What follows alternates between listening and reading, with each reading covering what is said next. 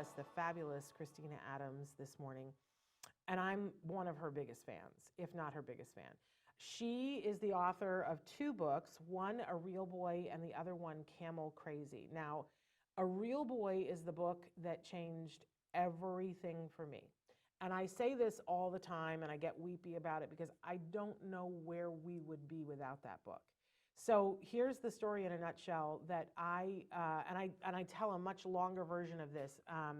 But I was at a point where we were being offered ABA in the state of California. This was it was 18 years ago. And we were being offered ABA because my son had already been diagnosed with autism, but we had a whole bunch of people who were telling us not to do ABA. Sound familiar? Anybody out there who can raise their hand and go like, oh yeah, no. I know what you mean. And because I didn't want to do anything that was going to harm my child or harm his self-esteem, like all of you, right? And I was hearing bad things about ABA. But a lot of people in both camps were pressuring us, and we didn't really have another alternative to help him. And what I wanted more than anything else was to help him.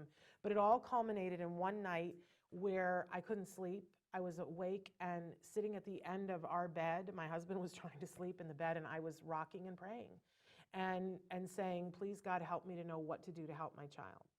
And please, one of the things I prayed for was a crystal ball and said, please send me a crystal ball so I can look into it and know, what will be okay. Like if we did ABA, I would like to see 2 years down the road and see that he's talking and that he's okay and that nobody has robbed him of his self-esteem and that nobody has turned him into just somebody who's parroting, like, he's allowed to be himself.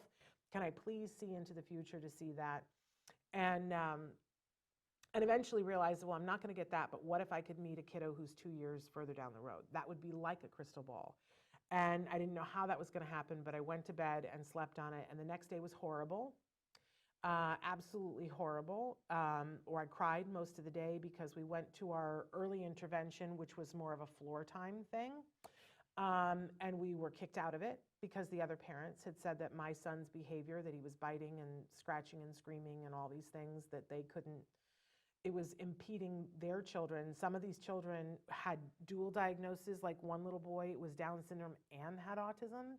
And his parent was like, my child can't learn while your child is in the room, right?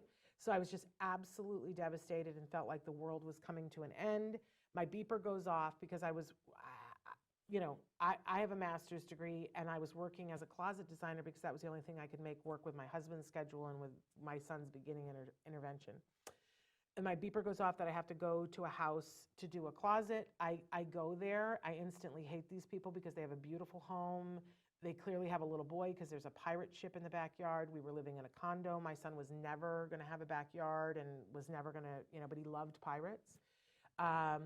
Long story short, and I know it's already too late for that, I was in these people's houses and the dad was one of those uber nice people, and he kept asking me questions about, did I have kids? Where was my son while I was there? Like, not your normal questions. And eventually I snapped at him and I said, you know what?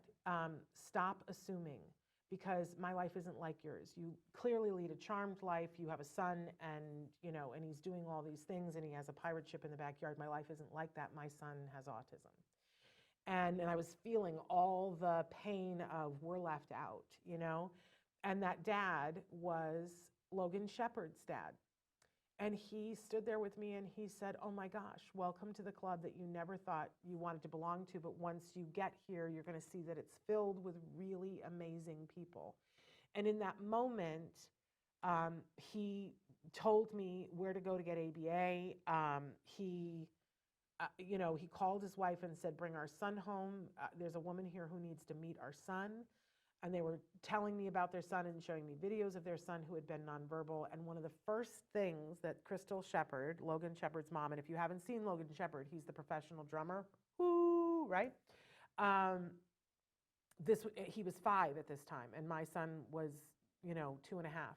His mom took a book and said, you got to read this book. I'm giving this to you for you to read. And I looked at it and it said, A Real Boy. And I said, okay, because I looked at their little boy and I was like, whatever you're doing, we want to do it. And I called my husband from the driveway and I was like, I know what we're going to do, and I'm bringing home a book and whatever. And then for the next week, that's all I did was read A Real Boy and cry. and think someday I'm going to meet the woman who wrote this book. Someday I'm going to meet her and I'm going to thank her. And, now it's all these years later. And I'm so proud to consider her a friend. But that book changed it all for me. It was her story of the early years of intervention with her son and what they did and how they did it. It totally changed the trajectory of my life. I would not be sitting here. I would not know Dr. Granpeesheh because I got introduced to her from that book. I would not be here. And my son would not be, away at college right now. And I'm away. He lives at home, but you know what I mean? That's where he's on his college campus today. That would not have happened had it not been for that book and that woman. And I remember thinking, by the time I read the book was probably 4 or 5 years old at that point. And I remember thinking, I'd love to know what's happening now. Like what happened to her, what happened to her son, what happened to their lives now that, they're done with therapy and whatever. But I got to meet her and I would say to her, you need to do another book. And so she has done another book and it's called Camel Crazy. Thank you so much. I have the chat now, you guys.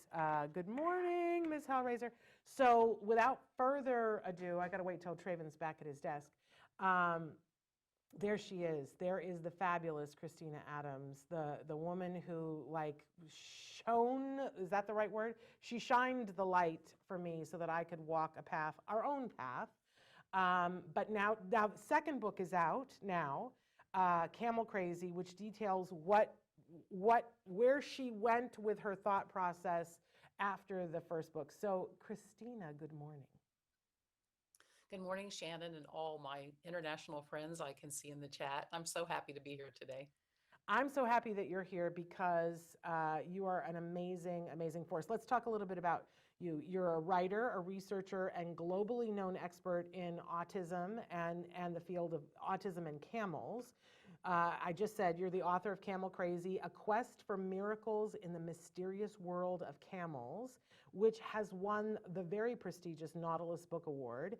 You are also, as I said, the author of A Real Boy, A True Story of Autism, Early Intervention and Recovery. You also have an MFA, because I just mentioned that I do. Your work has appeared in many publications, including the Los Angeles Times, Washington Post, NPR, Open Democracy, and Global Advances in Health and Medicine. You've been featured on many U.S., Indian, Middle Eastern, and European television shows and media, the U.S. Public Library of Science DNA blog, and you have won international awards for your work. And anybody who wants to check out all the things, you can go to her website, ChristinaAdamsAuthor.com. There we are. So now we've officially welcomed you. You're pretty awesome. That's really, really nice. I appreciate that. Thank you for reading part of my bio. And, I just loved your introduction this morning. And having been to the wonderful event that CARD held on October 31st, I got to see Logan Shepherd with my own eyes, and it was a very moving moment for me. So it's one of those moments talking to you that does make me realize, okay, I've tried to do a little something here. And when we all start out and we all are extremely concerned and extremely much in the suffering mode and in the fear mode, and it's nice to know that there's life after that. It can be very beautiful. And that's all. We loved seeing you. I have to do one correction though, because the event that you came to was an Autism Care Today event. That's right. Which is different than the other, but a wonderful, wonderful charity, Autism Care Today, and it was so lovely that you and your wonderful husband came to that. But Logan was being honored there. And if you guys haven't checked out Logan Shepherd, you need to check him out. But so my story is always interwoven with you and the Shepherds, and I wouldn't be here, would not be here. And it felt like the answer to a prayer. I don't think it felt like it was the answer to a prayer, because I was like, I don't know what to do, which I think a lot of parents experience. Yeah. Well, one of the things I always say is reaching out can make things happen that you never dreamed existed in the universe. Yeah. So, whether you call it manifesting or prayer or anything you call it, when we need help from the community, then we don't know what maybe that community is going to look like. But the fact is, if you open up and you keep your eyes open for people that may be unexpected, may not look like you think they're going to help you, such as you experienced. Yeah. And then you just never know how many amazing people are out there. Some are going to be cruel in our world of autism, and those might be the people in our daily lives. Sometimes they can't help it, they don't know, or they say things that are hurtful, or you can't get help from the gatekeepers, but you can find help from sources you never expected, such as myself. I found help from people in another country I'd never even met, and they helped me get the camel milk for my son, which was kind of part two of this Yes. book sequel and original that I have now. And they've just been amazing people. So I'm happy to just be part of the ongoing circle of support for people.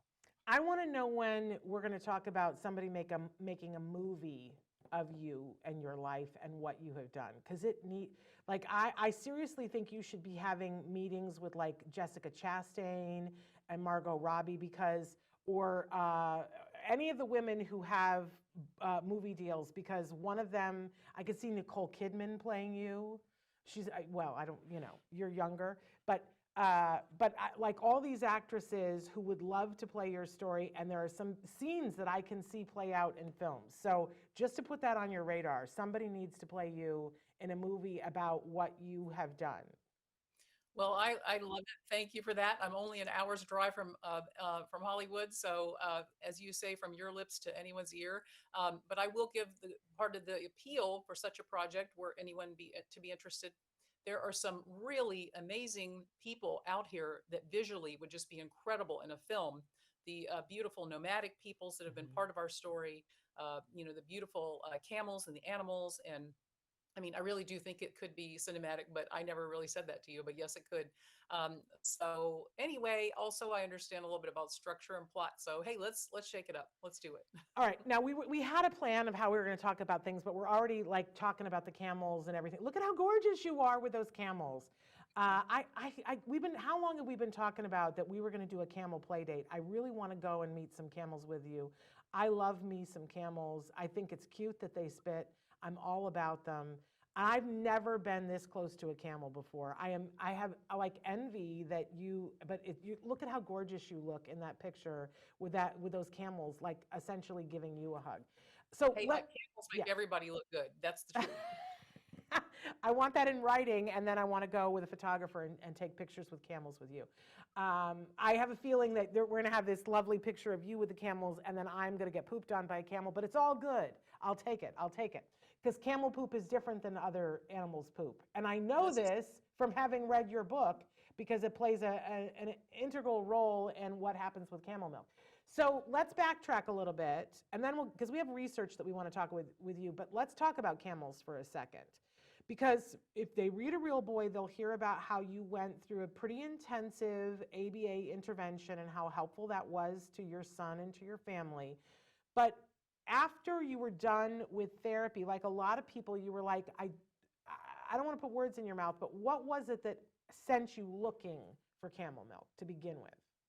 Yeah, because at this time, no one would dream that a large animal with humps on its back could have anything to do with the medical condition of autism.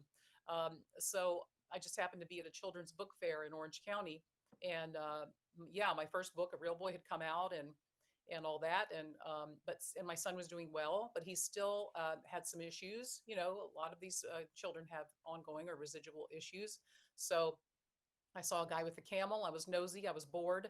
And I was, newly a single mom then. So I was like, oh gosh, I'm here doing all the stuff by myself. So, I might as well just start getting out in the world and, while my son was busy. And so I just went over and stuck my nose in the business of a guy that had a camel, and he was selling soap and lotion from camel milk. And then I said, what else did they do with the milk?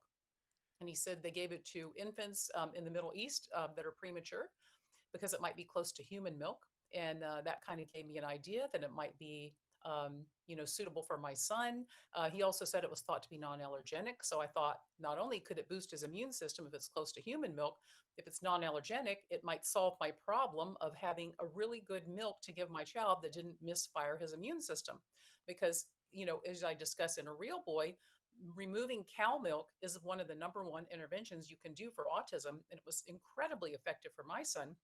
Within 3 weeks, he got his speech back, and his cheeks got better, which were very red. And sometimes we see these manifestations of this immune dysfunction in our children with autism in their skin and other things. So when I had that idea about the camel milk, I went home, I looked on the computer, there was nothing about except weird articles about wound healing in Russia in 1972. And so I had to reach out to a lot of people. I finally flew it in from Bedouins in the desert in Palestine area, and my son got incredibly better overnight. Unbelievable. And so for people who hear this and go, okay, I'm interested, it's a much different arena for them than it was the first time we talked with you about Camel Milk, because as you discuss, and this is why I think it's so cinematic, what you had to go through to get Camel Milk into the United States so that you could give it to your son should have like a movie of the week about. Because it's like intrigue and all kinds of crazy things that happen as a result. So really want to encourage people to read the book because it's a great read. But it also includes information. There it is. It includes information about what you discovered with the camel milk, how how you gave it to your son, how you've seen it work for other people. And you now speak everywhere about this. In fact, you just came back from India in August. Talk to us a little bit about your India trip. Well, I would love to do that. Now, the funny thing is, when you were saying earlier about, defining these terms and struggling to learn this stuff, believe me, I 1000% relate to that. So there was a time I would have thought, I don't want to get into all this weird science and weird terms and stuff like that. And now look at me, it's ridiculous. You're the camel milk expert. It happens. You just never know, parents, what we are capable of until we have to do it. So at any rate, I have written a Science Journal article, and it did get cited. Went back when I wrote it, and it got a lot of attention. But then now it's still getting cited, and it's getting even more attention. So that shows that the science is developing globally, and I hear from a lot of these scientists. So as far as my trip to India, I do speak a lot, either in person or online, into to the countries that know that camels are amazing because they have them, and they're known historically to provide healing powers as far as certain conditions that you find in these countries. The Bedouins have known this for thousands of years, so that is not a shock to them. But no one had the idea about autism before. And so I was invited to speak by Rajrishi Autonomous Government College in Alwar, and that's a beautiful place in Rajasthan. Rajasthan is one of the most cinematic parts of India, which is all cinematic. Rajasthan is the home of castles and forts and palaces and just a beautiful desert and beautiful people. And I'm always happy to go there. This was my third trip to India. And so they had an amazing conference. Rajrishi is doing really a lot of good environmental work. So they invited me to come and give a nice lengthy speech, which was great as a keynote. That way I had like 45 minutes to tell everything that I know. And I talk about the value of the pastoralist people to the world because they have a lot of knowledge and they conserve a lot of plants and genes in the animals that we can benefit from. I mean, for those who don't know, pharmaceutical medicines are drawn from the natural world. So, people think, woo, woo, it's natural. Well, that's where we actually get our drugs from. So that was a great trip. And there were really renowned world scientists there that were experts in reptiles, sloth bears, the effect of pesticides on human health. And it was just an amazing kind of a summit. And so since then, I've done 2 more virtual talks for them. But India is they have camels, and it is the state animal of Rajasthan. But there are some laws that prevent it to be moved out of state at the moment, and so that has kind of done some backfiring and caused the camel to not be doing well in Rajasthan. And so I really hope that it doesn't go extinct as a lifestyle for these traditional camel people, because now India has companies that are selling camel milk because 80% of the users from one company, which is called Advic Foods, for example, 80% of the users are parents of autistic kids.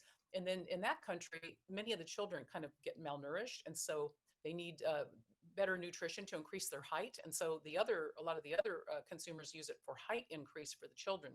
And then now, Dr. Ilsa Kolar-Rolovson's Camel Charisma in Rajasthan, they started during lockdown using the camel milk for tuberculosis patients. And I've Mm. seen some before and after experiences and pictures that are absolutely shocking how much it's helping. So camel milk is known to be an anti-inflammatory substance. It's really non-allergenic in the big picture for almost everyone. There's a few people that can't have it, but that's kind of unusual. And so it can help with things in autistic people, not all, but quite a few, and you never know till you try. Things like sleep, calmness, a decrease of aggression, able to tolerate more foods, and amazingly, language expression, language content, emotion, and motor skills. So it's kind of incredible, and I'm just really happy to see that everybody's learning about it. And then there is a picture, I don't know if we'll get it up, but it was very touching to me. Two things that happened. Well, three things. I did get honored by the college, and they gave me this gorgeous kind of celebratory hat, which I love to have with me. It's not that I'll ever wear it here, but it's beautiful. And then Dr. T.K. Galat, he's one of the top camel surgeons in the world. Yeah, there's me in my celebratory, honoring hat. I'm sure it has a proper name. And my colleague there, Dr. Raj Nawar, he is a nursing neurology professional. And so then Dr. T.K. Galat, he's a top camel surgeon. He came with some other doctors and veterinarians, and we discussed veterinary care and autism and animals and all kinds of things, and had a great day. And then when I was closing out my trip and I was in New Delhi, I was very honored that Dr. Narendra Bojak, he is with Dungar College up in Bikaner, which is at the border of Pakistan. But this is the National Research Center on Camel area, as they call it. So he drove hours across the country to bring me a beautiful award that they had made for me, which was gold embossed. There it is. Wow, look at that. On a plaque. And he drove hours and hours and hours with his wife. And then they were busy. They couldn't even stay, to have anything to eat or drink. But that originally that plaque would have been made on camel leather, but now that's not happening. So they put that gold over a beautiful wood, and there's a family that does it for their heritage for like hundreds of years or something. Wow. So it was a very special moment to me because I had always dreamed about Bikaner, heard about Bikaner. It was hard to communicate. I couldn't really get anybody way back in the day, and then I have made contacts there now, and then they saw fit enough to give me such a precious, precious award. And it moved me greatly. Amazing. Amazing. And, I love when you speak, you're talking about the health benefits for autism. And this to me is kind of like a duh, right? Because the more research that comes back talks about how inflammation is playing a role in creating symptoms that are the more challenging aspects of autism for our kids, right? And you talk about camel milk as being something that doesn't cause inflammation, whereas the cow milk can cause inflammation, and it may in fact be reducing inflammation in people, which that makes total sense, right? So I love that you're talking about that, but I also love that you talk about the economic impact of camels and how they're a beautiful animal. They are, it's important to whole sections of humanity that they're a way that they live their lives. And it's a very reasonable thing to, farm isn't the right word, right? But, having livestock. You talk about camels and sheep and goat herders as a part of our economy and a part of our society, which I really appreciate because I don't think we think about that on a daily basis. So no wonder that everybody invites you to come and speak. And remarkable that it's sort of interesting to me, Christina, that you're going to these countries that are already are more familiar with camels than, say, we are here in the United States, because it's considered a rarity here, right? Like, how often do we drive down the road and maybe you see a livestock pen or people have goats or whatever? Even buffalo seem to be more, you might run into a buffalo on somebody's property than a camel. At least that's how it used to be. Is that changing a little bit now? Because I just talked to somebody recently who would talk to you, and she was like, "Oh yeah, there's a camel farm here," and I was like, "There is." So tell us, what's the status here? Well, it's so cute because that's one of the things that I figured out during this process. I mean, I'm a girl from Virginia, and my family, had coal mining heritage, and so we were about as far from camels as one can imagine. But we did have a farm for a while when I was a teenager, so I got up close to livestock, and I said, I don't want to get up close to livestock anymore. Yeah. Not what a teenager wants to do. But basically, it's kind of interesting that camels are actually everywhere. They're kind of in America. They're hidden away often because you have to have rural areas, you have to have land for them and water. But it's shocking how many are out there. Like almost all the states that I know of have camels. Some of them have pretty large farms. I mean, not large like in the Middle East where they have, 5,000 on a farm or more. But our largest farm in America is in Missouri outside Springfield, and the guy has close to 200 camels. And, it's getting bigger all the time. And so the thing is, we can't import camels here because we have very strict laws on that. So we just have our native stock, but the price has Wait, increased quite a bit because we, there are Native American camels, or did they get transported at some point? We don't know. Did they ever, like, do we know the answer to that question? we do. I mean, in a short way, we can say, camels did originate in North America. The fossils have been found, up by the by the tar pits, in La Brea, but What? those died out. But then this stock came from Australia, I believe, Okay. originally. But then camels had been brought over during the prior to the American Civil War for the army to use in settling the West. And so, believe it or not, they were here back then. But then the Civil War put an end to that. But those camels seem to have died out. But there's a concept that I would like to put out there so people understand. It's called One Health. And so you seem like something like autism, camels. What do they have to do with each other? Livestock. They actually do, because One Health says that we all share the planet. We're all impacted by the biological factors that are on this planet. And so we really all have one health. And of course, COVID-19 has shown us that we're all interconnected. And so there are zoonotic diseases and things like that that can come out, things like that. So we all are connected in this one health picture. And as far as the camel milk goes, it does help not only many people with autism, but also diabetes type 1 and 2, gut disorders, skin conditions, some forms of rheumatoid arthritis. And the book has a user's guide in the back that tells you, like, how much should I take? How long do I take it? Where do I get it from? Now you can get it shipped to your door like one day or overnight. So the picture has changed tremendously, as you say. Wow, because that was going to be my next question. There was a minute when you could get it at certain grocery stores. Is that still true? Or because I've never seen it. People told me it was at Whole Foods. I never saw it at Whole Foods. I believe Bristol Farm still has it, and some grocery stores up in the LA area do, and then some grocery stores that are near areas that are like have larger ethnic populations. Like if you see a Somali community, you might find some around there. But yeah, now you can get powder also. So powder is super easy. I always have it on hand, and that way you can travel with it if you want to. For your autistic child, especially, you know how it is when you're like, what am I going to bring to grandma's house? Oh my gosh, am I going to fly with my potato milk, which is what I used to have to use? So now you can bring that powder with you. And then if you're like me, you're going to send some frozen milk to your mom's house so you can have it while you're there. But it's very easy now. And there's chocolates. That's another thing. For me, it was always like, my child can hardly have any sweets. He's going to flip out. He's going to get yeast overgrowth. And then, his behavior is going to be like a drunken frat boy. So the camel milk chocolate actually is made with camel milk, and there's places you can buy it here, like Oasis Camel Dairy, and that's a really fun place to visit. Shannon, we should go there. Okay. And you can buy it online. So now you can give a non-allergenic, from the milk standpoint, treat to your child.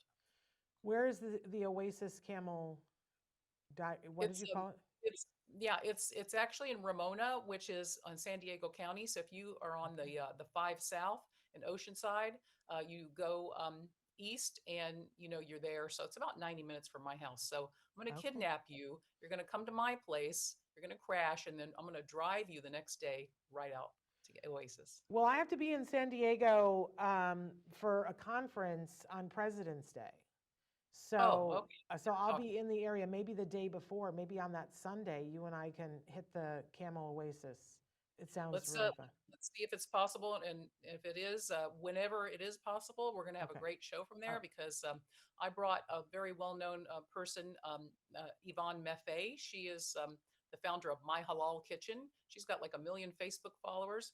We met on Twitter, so I took her there and we did a show, and boy, did people love that show. I love that. So, Okay. All right. We got to work this out. Okay. So we're running out of time because I am so long-winded.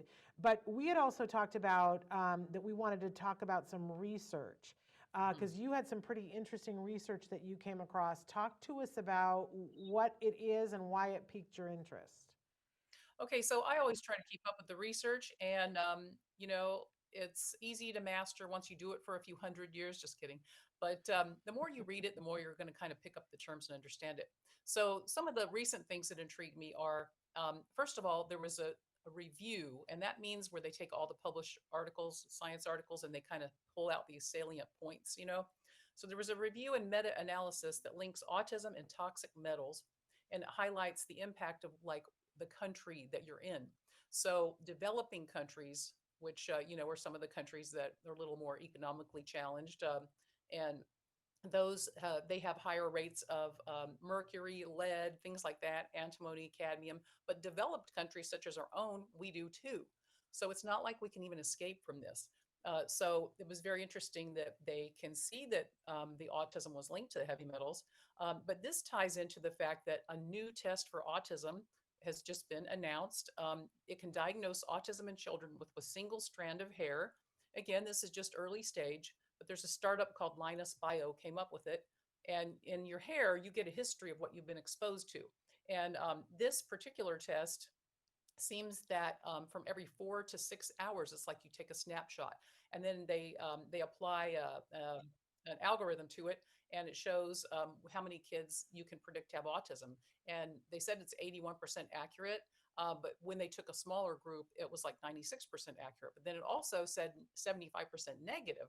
Now, again, that's just one indicator, and we know that autism is very complicated, and are you on the spectrum, off the spectrum is never as clear as just one thing. However, this could be an extremely good screening tool for people that want to know, okay, has my child been exposed to metals and everything like that? What can we do about it? And it's a diagnostic that might be easier to actually have evidence of because there's no biological test for autism, right? Yeah. So we know that, so this could be an early one. So they still have to get approval, but it's out there. Um, then another thing related to that, so there's been a very interesting study that said genes are linked to immune expression in the brains of people with autism and conditions like schizophrenia, Alzheimer's, Parkinson's, bipolar, and depression. The autism genes had 275 that were different from controls, which is, typical brains. And Alzheimer's had like way more even off than autism.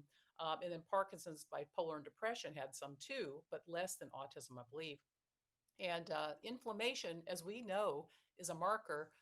If you get the right medical care, you can see it when you do blood work in your child, like what have they been eating and what is their, white blood cell count, etc.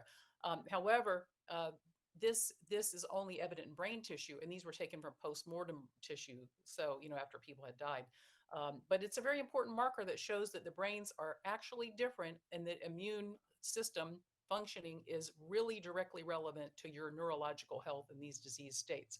So this is really proves again what we in this community have known, that treatments like diet, camel milk, medications, things like that can help with such conditions like autism, perhaps others. So there's another one that I thought was interesting. As many of us in the community know, motor skills are different or impaired in people on the spectrum oftentimes. And so people have always said, why don't we have this in the diagnostic criteria? Why isn't the DSM? Some people are for it, some people are against it, but I think they're just, dancing on the head of a pin, so to speak.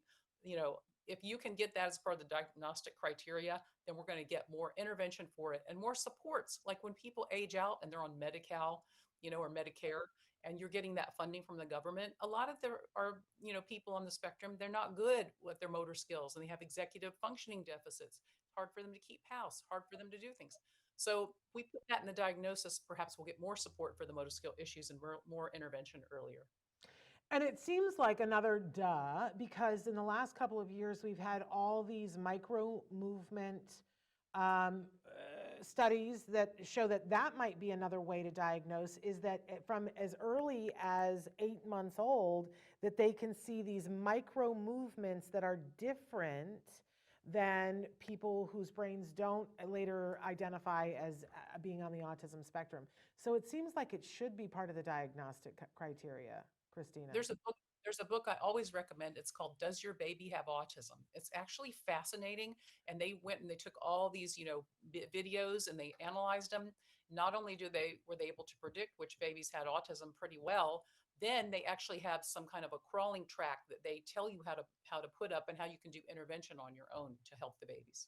Yes, because the thing that we've said from the beginning is if you can catch it as early as possible, then you can address things like the fact that if you knew that your child had way too much mercury in their system, you could address that medically. If you knew that your child wasn't on track to be able to crawl and you taught them how to crawl, we know that that will end up being different with how their eyes will identify things and how they will do joint attention, which goes to social skills, in addition to a million other things. It's all so interconnected, but we know the earlier you catch it, the more effective your intervention has the potential to be.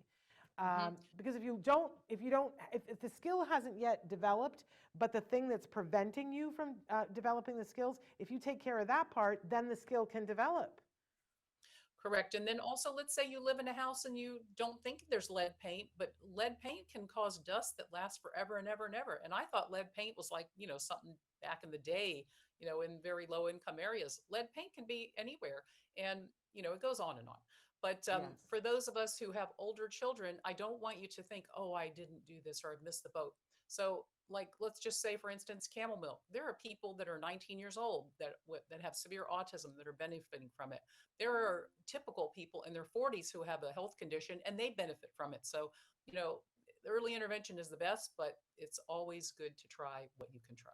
Okay, so before we leave this conversation, whenever we have you on, the number one question that people ask is, okay, well, they ask two questions. Where can I get the Camel Milk? And is all Camel Milk equal? And how much Camel Milk do we do? Because I think a lot of people go, oh, well, it's like milk. I'm going to pour it on the cereal. And people drink cow's milk and they'll drink like a gallon of it in 2 days. This is not what we would do with Camel Milk. Am I correct? Well, if you're a Bedouin in the desert and you've grown up that way, then absolutely. And you can live on it for 4 years and do fine. I actually met a Bedouin in Saudi whose grandmother did that. 4 years Camel Milk alone. And she was doing great. As an old woman, had only just started to get sick. So, but basically the book does talk about all that. And I think it's like $8 on Amazon right now, or you can get it at any bookstore. But Camel Milk, it's all good milk. You may want, the raw milk if you can get that. So you may want the powder if you can get that. I say start with the source that's closest to you and try it. But then the book has instructions on, how much should I take and what could be the side effects. Any side effects are, not an issue, but, you might want to give a little tiny bit if you have a very sensitive child. You might want to give more if you have an older, larger child. So all that stuff is in the back of Camel Crazy. Okay. But the best Camel Milk you can get is the Camel Milk you can get the fastest. And if the powder doesn't work as well for you, then don't give up. Get the liquid and then get the raw if you can in that state. So all these kind of things. But get the book, because I think the book will help to answer a lot of the questions that you guys have. It's called Camel Crazy. It's available on Amazon. Christina, I just adore you. And I don't get to say it often enough. You really matter to me so much. I don't know how long ago it was. It was like months ago that I was on the phone with someone and I had a pile of laundry in a laundry basket. And I was going down the stairs, tripped over one of my dogs, fell down the stairs with the laundry, and somehow as I fell down the stairs, left the phone call that I was on and butt dialed you. Oh, do you remember this? I remember that now. Do you remember this? And so I was like, and then I went to go back to talking to the friend, and I saw that it said Christina Adams. I said, Christina, I have no idea how my phone just dialed you, but I fell down the stairs. And you were like, what? Are you okay? And I was like, yeah, I think I'm okay. But, I was on another line and I butt dialed you. And you were like, all right, well, let's catch up another time. And I thought, how many people in the world would just be that like, oh, you know, you didn't bat an eyelash, you asked if I was okay, and you were like, no, go and we'll talk another time. And I was like, she's so remarkable. I kind of I want to grow up to be you, Christina. But I miss you, and I'd love to see you more often, and you know that. So I think likewise. don't fall down to anything. We need you. Well, I fall down the stairs on a regular basis now because we're at that point in the program. And I need to be a little bit more careful. I am being more careful on the stairs because of that. But I appreciate you. You're my fall down the stairs butt dial. And I appreciate the influence you have had on our lives and on so many people's lives. And I hope I get to see you again soon. Okay. Well, thank you for having me on. Thanks, everyone. I'm on social media if you want to catch up. I'm on Twitter at Christina Think. I'm on Instagram, Christina Adams Author, and Facebook. I have a public page, Christina Adams Author. You'll find me. So let's chat. And the website is ChristinaAdamsAuthor.com, where you can find everything that you're looking for. So much love and hugs to you. We'll talk soon. Okay. Bye. Thank you. Bye-bye.